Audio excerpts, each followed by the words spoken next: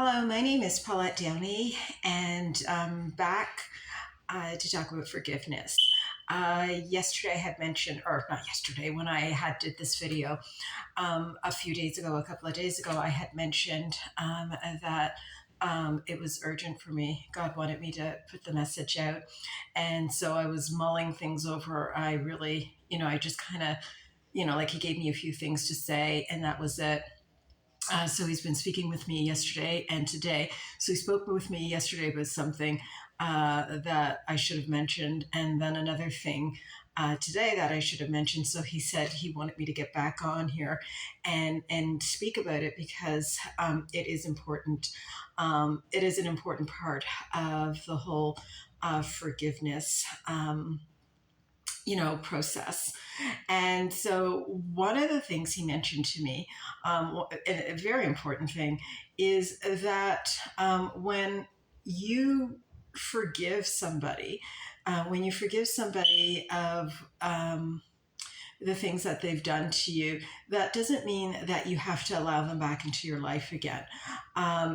That forgiveness is not, just like I had said, forgiveness is not about condoning the behavior, saying that it's acceptable. It also is. There's no reason for you to allow the person back into your life again. So you don't have to allow the person back into your life again. You don't have to feel guilty about having them back into your life again, because you don't want to put yourself in that position to be treated the way you were treated the last time. So forgiveness does not mean accepting the person back into your life again. It just means forgiving them of the acts or offenses that they have done to you, and just really forgiving them of it, and like not holding it against them. And again, like I said, it is for your good. It is for your benefit. It's not for the benefit of the person. And now the second thing that God wanted me to mention, and I think this is a very good one. And this is something that I had experienced for years and I'm still experiencing. God, I had mentioned that the offenses that I was receiving were continuously, daily, and they continue to be continuously and daily. So in the beginning, when this whole thing, when this was happening to me, and it was happening to me on a daily basis. Like I said, I'm still going through what I'm going through. But it was happening to me on a daily basis. And, God kept, speaking to me about forgiveness and forgiving. And I was getting upset with him because I basically said, God, you keep asking me to forgive, but the minute I forgive, they keep doing it to me.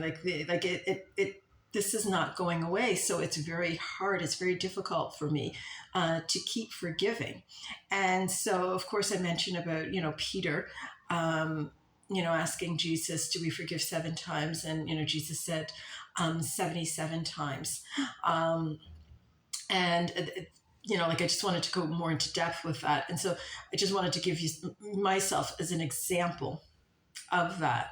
And so when give myself as an example of that. And so basically, what God was doing for me was He was building my muscles. He was building my muscles. Like, I didn't understand at the time. I didn't understand why I was forgiving. Why I had to. Why I had to continue to forgive. I understood why I had to continue to forgive, but it was so hard, and I didn't understand why God was allowing me to go through this. But He was building my forgiveness muscles. And so each time the offense was coming to me, the offense was coming towards me, it became easier to forgive. So the more things were coming at me, even though, I found it difficult at first, but because God kept encouraging me, God kept encouraging me and telling me that I must forgive. I must forgive. I must continue to forgive. I must, like, because it's not good for me. It's the calluses um, will build, and they will prevent me from living the life that He has intended for me. Because it even like when you when you don't forgive, what happens is you become protective of yourself. And so you start to shut down people. You start to pull away from certain things. You won't do certain things because you're afraid that what happened to you the last time will happen to you this time. So it's like a poison when you don't forgive and when you have these offenses, and it spreads and it leaks into every area of your life. And so you don't think of it that way, but it does. It actually prevents you um, from opening up to people or speaking to people or doing things that you normally would do. And you don't think that is happening at the time, but actually it is. And so you don't think that, but because, like I'm just thinking for myself, like when I had those offenses, then I became protective of who I talked to and what I would say to them. And I'm not saying that you share your deets with people. No, I'm not. Like, be cautious of who and what you share, and really and truly, a lot of the stuff you should be keeping to yourself. But I'm just saying that you become more protective of yourself and how you show up in the world when you have the offenses on your heart and when you have this unforgiveness there. But when you are freed of that, even though you may have that fear, like, you just show up differently. Even though if you meet people who you feel you can't trust, you still like you still are friendly with them. You still, don't allow yourself to not engage in conversation with them, or to help them if need be. It's just a different way that you show up, as opposed to, um, you know, putting up those barriers to keep them away. And you just don't know who you could be pushing away in the process when you have offense and unforgiveness on your heart.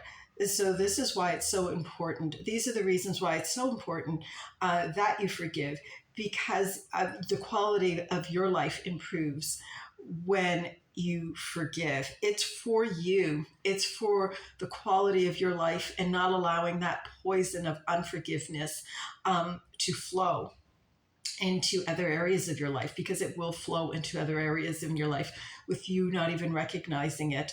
Like, if you're just sitting there and thinking, oh, I can't wait until this person gets payback for this day after day, then your mind is focused on that one thing, and that it's not focused on other things that could be helping you and could be productive towards your life and enjoyable.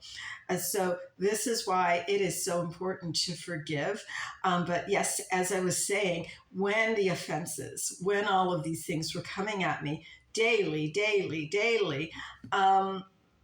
it was God just flexing my forgiveness muscle, making it easier for me to forgive.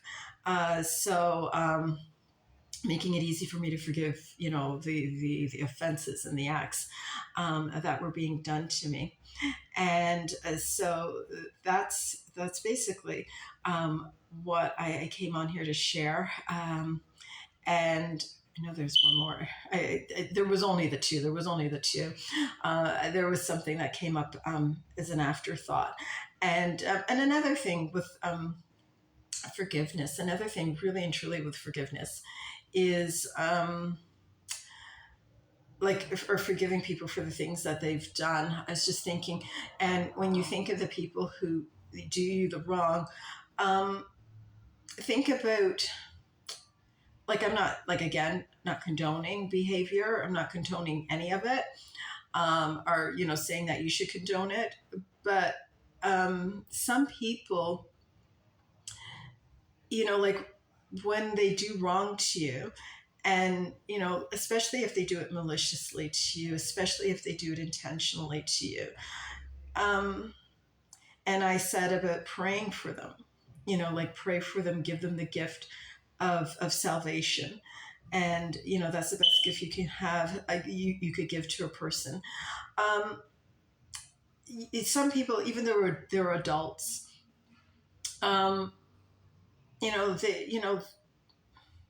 they're they're adults. They're like their children live in an adult body. So someone who has truly grown up, who is truly a grown up mentally and emotionally, wouldn't do things to hurt you, wouldn't do things to harm you. When you think of the things that people do to hurt other people, so many things. Some of them, they're so childish and they're so immature, and it's a real surprise to think that adults would do them. But you have to understand that these people are not emotionally adults. I mean, yes, they may be walking in 40-year-old bodies, 60-year-old bodies, 80-year-old bodies, but emotionally, they are probably at the level of an 8-year-old, at a 10-year-old, at a 15-year-old.